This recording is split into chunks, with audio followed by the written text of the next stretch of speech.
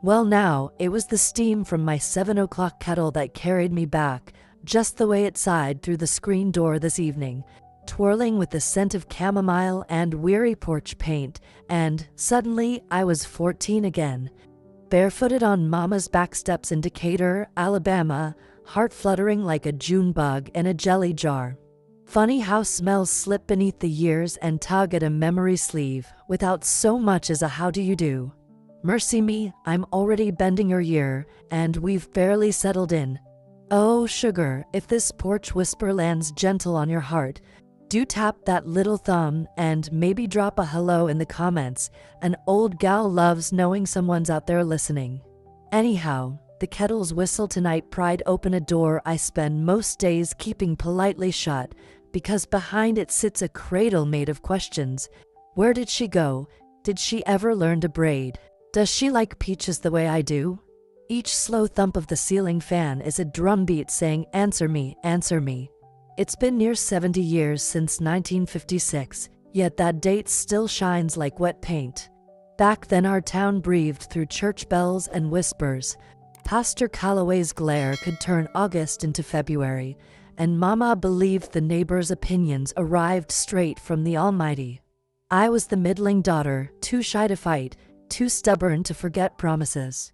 He was 2 grades ahead, tall as the courthouse clock and smelling of honeysuckle and motor oil, swearing he'd marry me before the first frost. I believed him the way a song believes its own chorus. But hope can be hauled off in the night like last season's cotton. When my skirts no longer fooled the mirror, Mama packed me under a lie, visiting Aunt Loretta for a spell, and shipped me to Louisiana where the walls were penitence white and the nurses called us girls by room numbers. Labor came like thunder with no rain, and when it passed the midwife tied her mouth around a single sentence that has haunted every hour since. Baby didn't make it, child. No cradle, no goodbye, just that verdict slipping between my ribs. They tell you grief is loud, but its quiet is worse. I rode home silent as a shadow, clutching nothing, the weight of nothing tearing my arms apart. Folks claim time heals, yet I learn time mostly rearranges the furniture. Every now and then I still stub my toe on that empty space. Tonight the ache feels fresh, because 3 weeks ago a knock split my world like lightning splits a pecan tree. A woman with my father's dimples and my very own hazel eyes stood on this porch holding a photograph of a newborn tagged with the number I used to be. Her voice trembled like my first hymn solo, I think you're my mama. I dropped a plate of oatmeal cookies and watched the lie my parents served me crumble right beside the crumbs. Since then she's come every Sunday, bringing grandchildren who call me Miss Elaine until their tongues decide grandma tastes sweeter. I keep a peach cobbler warm, same recipe Mama handed down, though it's nothing but truth baked into mercy these days. I reckon stories choose their own moment to be told, and tonight mine rustles louder than the cicadas. So pull up a rocker and lean close, friend, because before the moon sinks I'm going to tell you how a ghost turned flesh, knocked on my door, and stitched my heartbeat back together. When I shut my eyes I can still feel the cracked red clay beneath my bare heels, warm as a cast iron skillet in the Decatur sun, and hear the far-off clank of Daddy's wrench at the Gulf station settling into the hush between cicada songs. Back in 1952 our street was hardly more than 2 dusty ruts hugged by azaleas and whispered news. Mailboxes leaned together like old men trading fish tales. And every porch flickered with a tube radio crooning Hank Williams until Mama hollered supper from the kitchen window. I was the middle girl, Elaine Marie Dobbins, 13 going on forever, hair braided loose, voice full of hymns, mind fizzy drawing imaginary maps that led a dreamer clear to the Gulf Coast. Mama's rules draped my shoulders like one of her quilted shawls, speak when spoken to, say grace before every bite, and for heaven's sake remember that the Calloway family across the way hears everything. Still, summer evenings found me and my sisters perched on the back step shelling peas while lightning bugs stitched gold thread through the twilight. Each pop of a hole felt like loading hope into tomorrow's pot. and the air was soft with magnolia and somebody's barbecue drifting down College Street. I believed the whole world was sown from neighborly laughter, sweet tea, and Sunday dresses waving hello on the clothesline. The county fair, every August, was the bright ribbon on the season, pink cotton candy melting quicker than secrets, the tilt-a-whirl spinning the sky into cotton batting, and the talent show where I sang on top of Old Smoky with a voice trembling as new jelly. My prize was a silver dollar that I kept tucked in a mason jar because it looked exactly like possibility. School days were another quilt square. Miss Peterson's room smelled of chalk dust and pine oil. Cursive letters marched across the board like obedient soldiers, and recess under the live oak felt endless as the Blue Ridge. My brown paper lunch carried pimento cheese, a shiny apple, and one of Mama's molasses cookies wrapped in yesterday's comics. Life's hardest decision seemed whether to spend my leftover nickel on a cherry Coke or a moon pie. Shadows, if they existed, were polite things hiding behind the barn. I certainly hadn't yet realized that Tommy Ray Collins, 2 grades ahead, grin bright as a June sunrise, was watching me from the bleachers during pep rallies. At 13, I practiced signing Mrs. Collins in the margins of arithmetic. Downright certain love was picnic blankets and hymn book duets, pure as creek water. Land's sakes, I was green as May peas. I floated home each afternoon convinced my future would arrive exactly on schedule. Senior year cap and gown, a lacy wedding in First Baptist, a white clapboard house with knockout roses by the gate, and maybe a baby every other spring. Looking back, I ache for that child, barefoot, bright-eyed, feeding cornbread crumbs to barn cats, because she trusted the grown-ups, the preacher, and her own heart to keep their promises. She didn't know kindness can slip, secrets can burrow under iron tablecloths, or that one ordinary September afternoon would fold her into silence like a pressed handkerchief. But before that turning, mercy me, the world was honeysuckle sweet, the days slow as Sunday, and I truly believed with all my breath that goodness was the strongest thing on God's green earth, and that people always came home. Well now, let me take you to the very Saturday that tilted my compass forever. County Fair weekend, late August of '55, sun so bright it bounced off the Ferris wheel like brass buttons on a Sunday coat, and Mrs. Jenkins's lemon sugar pies cooling on gingham near the front gate, all sweet smells and promise. I'd scurried over with a batch of Mama's deviled eggs, braids snagged by the breeze, when I caught sight of Tommy Ray Collins pitching baseballs at the charity booth, tall as mischief, freckles lighting his grin, every throw thumping canvas like a heartbeat. Land's sakes, I felt something shift clear down to my ankles, a humming I couldn't name then but sure can now. He tipped his cap, said afternoon, Miss Elaine, in that easy drawl, and the world went hush except for the swish of his fastball. I'd known him in the way you know the moon, you look up, except it's there. But that day he stepped closer, fingers brushing mine as he handed over a prize cotton candy, blue as a twilight bruise. My pulse skittered like a skipstone, and I remember thinking, mercy, if Mama spots this I'll be shelling peas till Christmas. But instead of scolding eyes, I saw Daddy chatting by the tractor exhibit, Sister Ruth twirling her ribbon baton, and Miss Peterson marking raffle tickets, everyone busy being themselves while my own self was quietly catching fire. Tommy Ray offered to walk me to the livestock barn, said he'd show me the calf he was raising for 4-H, and along the gravel path he told stories about car engines and his dream of driving clear to Nashville. Radio turned up loud enough to shake the stars.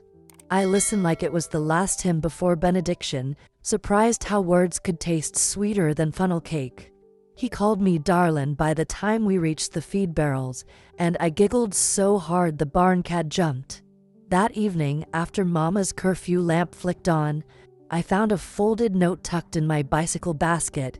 You shine brighter than a firefly storm. Meet me after choir practice Wednesday. I pressed the paper to my chest, feeling equal parts sinner and saint. because I'd never disobeyed a single rule longer than it took to blink. Still, curiosity and something larger, a newborn certainty that life could be bigger than azalea hedges and potluck, pushed me forward. Wednesday came. I slipped out the back pew door, skirt swishing like it carried its own secret. Tommy Ray was waiting beneath the sweet gum, moonlight stippling his cheeks. We didn't kiss that night. He just laced our fingers together and talked about finishing school, saving pennies, maybe heading west where no one knew our folks' middle names. Yet the way our palms fit felt like sunrise finding its window pane, and I rode home sure an invisible promise had been stitched between us. Days turned stealthy, quick glances across the hallway, scribbled notes hidden in hymnals, his hand steadying my bicycle chain when it popped loose by the ball field. Even stern old Pastor Calloway couldn't spot the sparks, though I was sure they crackled louder than the church bell. I began measuring time by Tommy Ray. How many heartbeats until I'd see him? How many chores until another walk past the cotton mill? Looking back, that first fairground hello was the hinge on which every future swung. It cracked open a door to devotion, rebellion, and consequences I was too young to spell, yet somehow already carving into my marrow. I couldn't have explained why my heart galloped or why the sky changed hues when he laughed. I only knew something precious had arrived wearing freckles and baseball dust, and life before that moment suddenly felt like a photograph that hadn't finished developing. Tommy Ray Collins became the spark that lit both lantern and wildfire, and I stepped toward the glow without a single thought of smoke. Winter crept into Decatur that year like a stray dog nosing at the kitchen door, and with it came the first whisper that my tidy world might unravel. I was 14, too young to vote, old enough to feel every flutter inside my belly, and morning after morning I found myself bent over the washtub behind the house, breath fogging the cold air while cicadas slept in the trees. At first I blamed Mrs. Jenkins's carnival pies, but deep down I knew the calendar better than I knew the hymnal. 1, then 2, then 3 moon cycles slipped by with no monthly visit, and every skipped heartbeat felt like a church bell tolling only for me. Tommy Ray tried to be brave.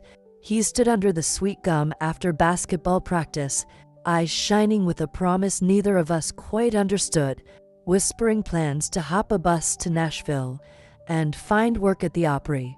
Yet I could see the worry rustling his freckles, the way his fingers fidgeted around his ball cap brim. Hope and dread twined together like wisteria vines, sweet and choking all at once. I stuffed rolled towels under my bedroom door at night so Mama wouldn't hear me crying, but mothers have ears sharpened by love and fear. One Sunday after church she cornered me in the pantry, her gaze hard as the pantry shelves. "Elaine Marie, are you keeping something from your family?" The truth stuck in my throat like a peach pit. I just stared at the floorboards. She marched me to Dr. Walker's office the next morning, Daddy driving silent as a stone, and when the nurse's polite smile turned brittle, Mama's face strained of every color but anger. She didn't raise her voice, she didn't need to. Shame rolled off her like summer thunder, shaking the very word daughter. Daddy kept his eyes on his hat, twisting the brim as though he could wring answers out of it, but the verdict had already been sealed. Their middle child was a scandal. By supper the entire household moved in hushed, urgent currents. My older sister Ruth avoided my gaze, torn between loyalty and fear. Baby Caroline asked why Mama's jaw looked so tight and was shooed outside to play jocks. Only our old hound, Chester, leaned against my knee while I washed dishes, his brown eyes saying what nobody else dared, "I still love you." 2 evenings later Pastor Calloway arrived, Bible tucked under his arm like a sheriff's badge. Mama's voice wobbled as she told him their decision. I would leave town immediately, stay with Aunt Loretta in Louisiana until the trouble passed. The pastor prayed in slow, solemn syllables, asking the Lord to cleanse me and shield the family name. His amen felt like a gavel. That night I lay awake counting the cracks in the ceiling, wondering how love could turn to exile between sundown and sunrise, wondering if Tommy Ray's promise could outrun a bus ticket paid for by my parents. At dawn, I was bundled into Mama's best travel coat, heavy wool that smelled of cedar and resignation, and handed a small suitcase containing 2 dresses, a hairbrush, and my Bible. No photograph of Tommy, no silver dollar fair prize, not even a goodbye to my magnolia-lined street. Daddy loaded my suitcase into Uncle Vernon's truck. Mama kissed my forehead without meeting my eyes. In that moment, I felt 2 storms collide inside me, one of fear, vast as the Tennessee River at flood stage, and one of fierce, stubborn love for the tiny heartbeat I carried.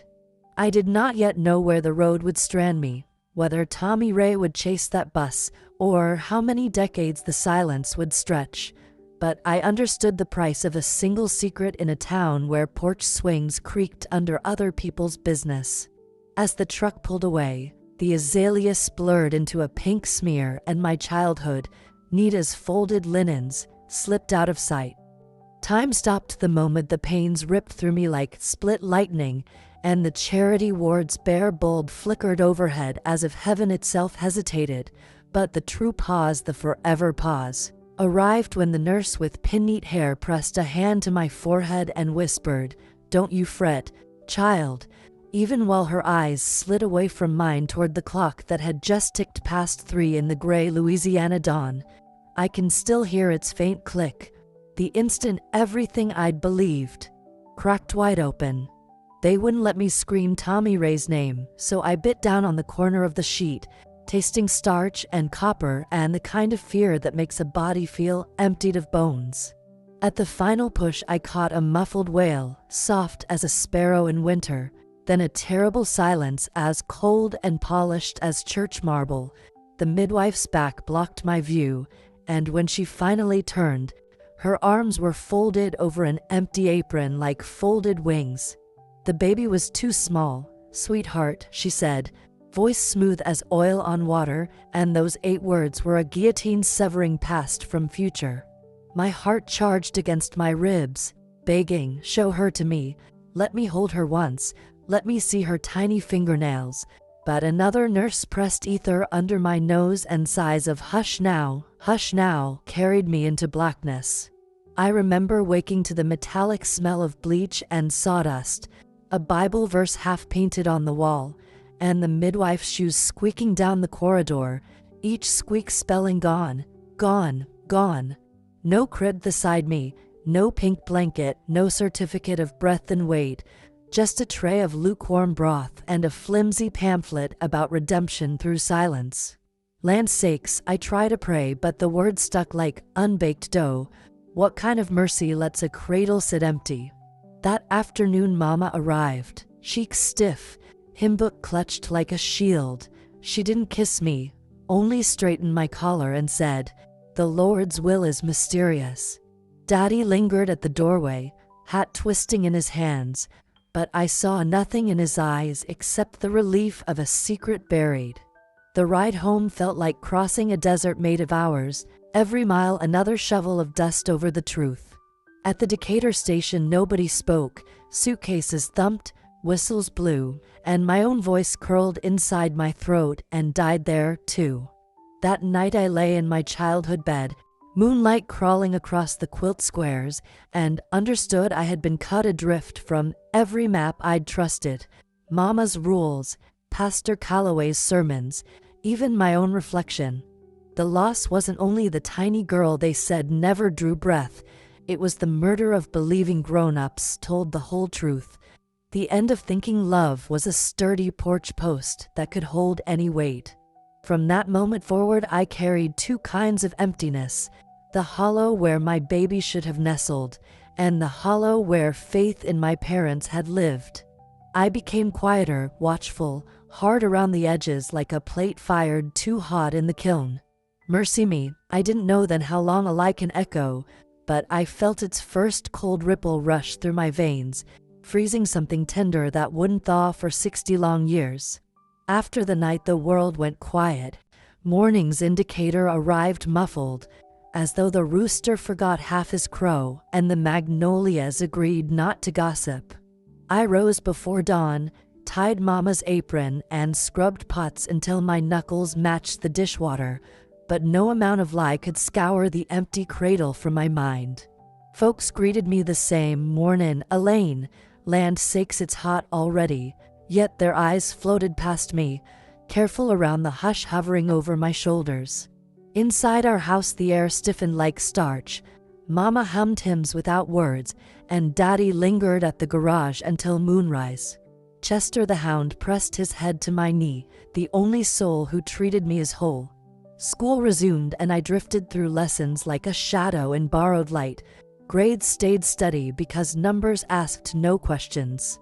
Ruth mailed postcards from Huntsville about newborn twins, each line a polite needle. Pastor Calloway shook my hand after service, yet I felt him measuring the length of my silence. Even Tommy Ray's name disappeared, tucked somewhere between gossip and prayer requests. I started walking the railroad tracks at dusk, counting ties like rosary beads, whispering promises into the wind that I would never let my child's memory fade, no matter what story I had been fed.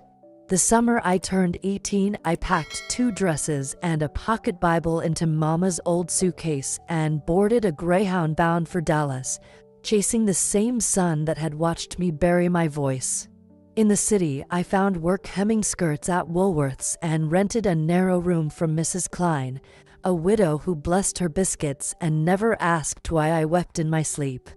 Payday evenings I bought lilac-scented stationery and penned unsent letters beginning, "My dearest little girl," describing clouds shaped like carousel horses and sidewalks that smelled of popcorn, sealing each with hope and tucking them beneath the mattress.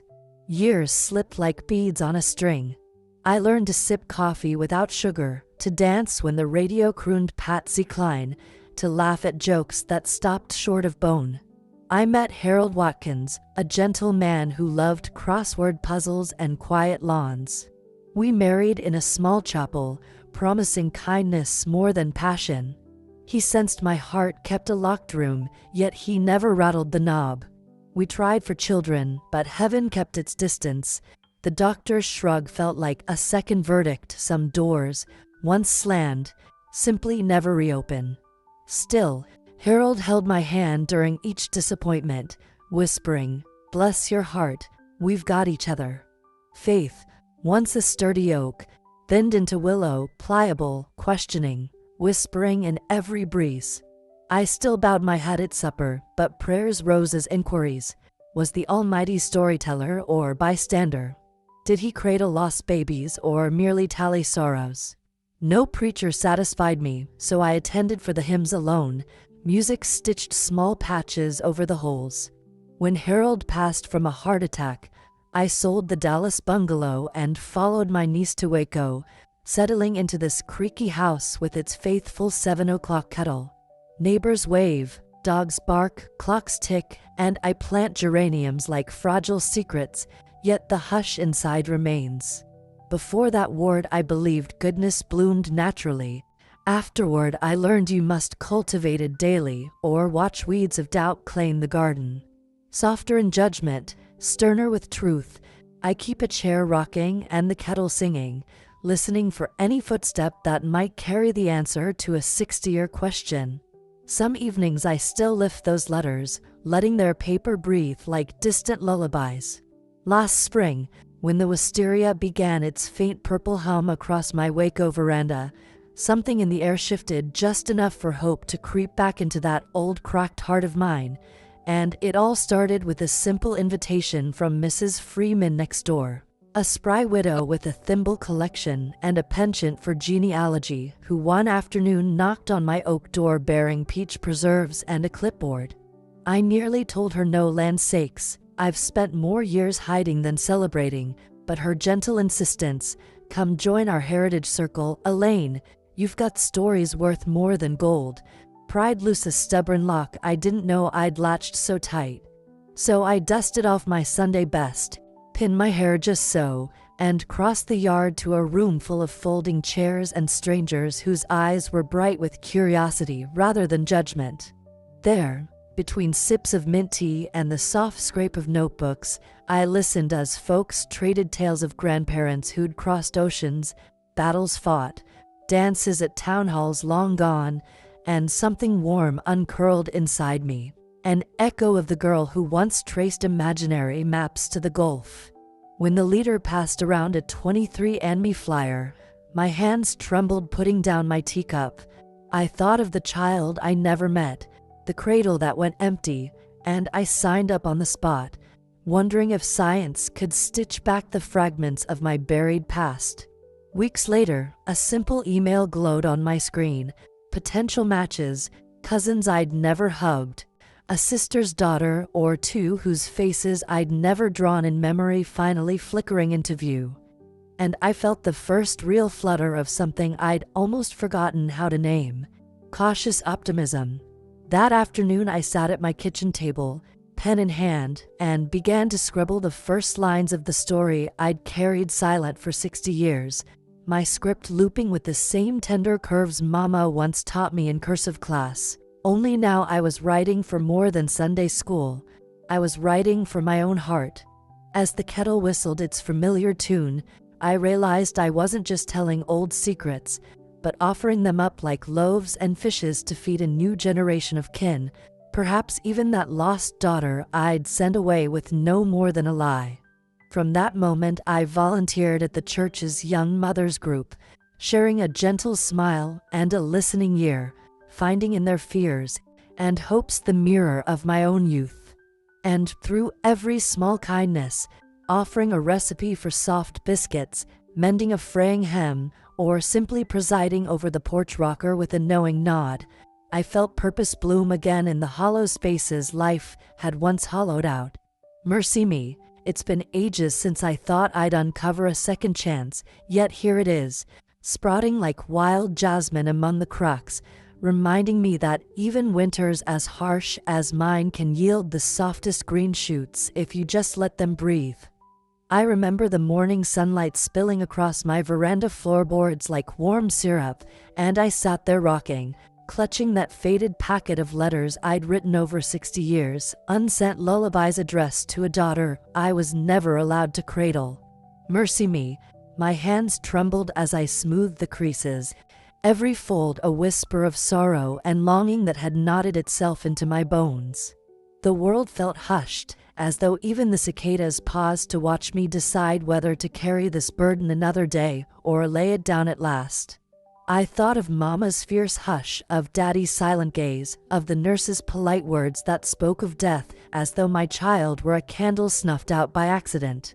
But I also thought of the granddaughter now laughing in my kitchen yesterday, her tiny knees bumping the table as she begged for one more slice of peach cobbler, believing in Grandma's magic the way I once believed in Sunday sermons. In that moment, I felt the old ache split into two paths, one leading back into the shadows of shame and regret, the other stepping forward into sunlight I almost forgot existed. Land's sakes, I studied the yellowed paper, the neat loops of my teenage cursive, and for the first time I saw them not as proof of a sin to cover up, but as letters of love that deserved their own peace. So I rose from the rocker, my bones creaking like the porch swing of youth, and carried the letters to the old wrought iron fire pit planted beneath the wisteria vine. The wicker basket at my feet held only kindling and intention to forgive my parents for the lie that stole my voice, to forgive the nurses who held tight to their secrets, and, most tenderly, to forgive myself for every tear I tucked away where no one could find it. With a deep breath that rattled the cicada shells in their hidden nests, I struck a match. The flame caught the letter's edge, flickering gold against the pale lavender blooms, and I watched the ink curl into ash as if each word had found its way back into the earth. Smoke curled through my hair. I let it carry the weight from my lungs. I felt tears slip down my cheeks, not of sorrow but of release, each droplet a tiny benediction. As the last ember faded, I whispered to that empty cradle, "You are real. You were loved." Then I turned and padded back inside, shoulders lighter, chest open as the window to tomorrow. From that day forward, I promised myself three things: to speak my whole truth to anyone who asked, to tend this old heart like a garden in spring, watering hope, trimming regret, and to embrace the family I've gathered, both born of blood and bound by choice. I placed a photo of my granddaughter and me on the mantel beside a new letter I'd written today, addressed simply to the woman I finally met, and signed it, "Love, Mama." The past remains a part of me, but it no longer owns my days. I chose to live on, without bitterness, without regret, just on. Mercy me, looking back on a lifetime stitched together by both sorrow and surprise, I see now that I spent so many years believing life was something you waited for, as though joy were a train that would arrive precisely on time, and all I had to do was sit on the platform and watch the trucks. But after 60 years of expectancy, I've learned that life's greatest gifts often hop aboard unannounced, step right into your parlor, and ask for a slice of peach cobbler instead of a ticket. When I was 14, I thought my world would pivot on a single promise whispered beneath a summer moon, and when that promise shattered, I let disappointment drape over me like a heavy shawl, afraid to shrug it off. Later, I believed that secrets and silence were the best kind of protection, that if I simply tucked every ache into an unwritten letter or a locked chest, I could somehow spare myself more pain. Yet the day I burned those letters on my veranda, I realized that truth is more like sunlight. It burns away the mold of regret and sets you free to breathe again. I understand now that healing isn't about rewriting the past, but about learning to dance with its shadows, coaxing them into shapes that remind you how sturdy your own heart can be. I see that forgiveness, especially forgiving myself, was the bridge between a life half-lived under a bell jar of what-ifs and a life lived wide open to why-nots. So here's the plain truth I've carried down a winding road. We are not defined by the pain we endure, but by the courage with which we choose to stand in its aftermath. We aren't called to wait in silent vigil for our happiness. Instead, we're invited to plant seeds of hope in the garden of our everyday moments and watch them bloom in their own sweet season. Maybe you've been waiting too, for a word, a reunion, an answer, or a sign, and darling, I won't pretend that moving on is as easy as sweeping dust off the porch. It takes grit and grace, tears and trembling steps. But I promise you this: once you let go of the burden of unmet expectations, you'll find space to carry something kinder in its place. Gratitude for the beauty still standing, curiosity for the chapters yet to be written, and the warm, steady glow of faith that miracles sometimes arrive in worn shoes, knocking gently on the door you almost forgot to open. Perhaps it's time for you to stop waiting and start living, loving the imperfect moments, naming your own worth, and inviting the unexpected to seat itself beside you with a cup of tea. Because truth is, none of us knows how many seasons we'll see, but we do know that kindness, honesty, and daring to hope again are the true measures of a life well lived. And if this old heart can learn to beat anew after 60 years of silence, I reckon yours can too, one brave breath at a time. Well, sugar, here we stand at the edge of my story, and I can't help but feel that warm flutter in my chest, exactly like that first summer I met Tommy Ray under the Ferris wheel lights, only this time it isn't wild thrill or heartbreak, but something softer, like the hush of twilight on an old porch. I want you to know that this tale isn't just a dusty memory boxed up in yesterday. It lives right here, in the kettle's song each evening, in the laughter of my grandchildren, in every snap of those wisteria blossoms dancing in the breeze. Mercy me, I hope you felt each moment alongside me, the ache of goodbyes, the tremble of hope, and the quiet courage that rose from that fire of old letters. I've shared how silence can bruise your soul and how forgiveness can mend the most tattered seams, because if there's one thing I've learned, it's that every heartbeat deserves its own chance to speak. And now, darling, I want to fold your own story into mine for a spell. Do you think true love is meant to return? Take a moment, rest your elbows on your knees, Breathe deep and ask yourself if the heart can ever truly let go of the ones it was destined to find. I'll tell you what I believe.